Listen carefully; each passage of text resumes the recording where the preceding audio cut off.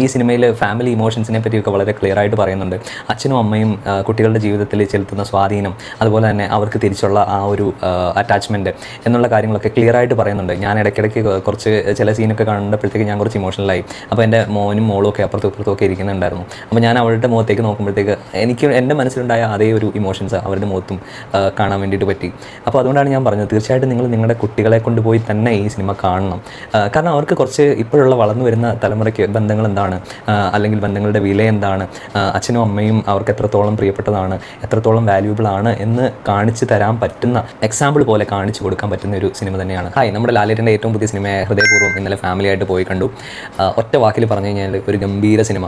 അതായത് വളരെ ചെറിയൊരു കഥ, അത് വളരെ നല്ല രീതിയിൽ എല്ലാവർക്കും, ഏത് ഏജ് ഗ്രൂപ്പിലുള്ള ആൾക്കാർക്കും ഇഷ്ടപ്പെടുന്ന രീതിയിൽ അവർ എടുത്തു വെച്ചിട്ടുണ്ട്. തീർച്ചയായിട്ടും കഥ സത്യൻ്റെ തന്നെ മോനായ അഖിൽ സത്യനാണ് കഥ രചിച്ചിരിക്കുന്നത്. അതായത് ഒരു പ്രോപ്പർ സ്ക്രിപ്റ്റോടുകൂടി ആദ്യ അവസാനം വന്നു പോകുന്ന എല്ലാ കഥാപാത്രങ്ങളും വളരെ എൻഗേജിങ് ആയിട്ട്, കാസ്റ്റിംഗ് ഒക്കെ വളരെ 100% പെർഫെക്റ്റ് ആയിട്ട് തോന്നി.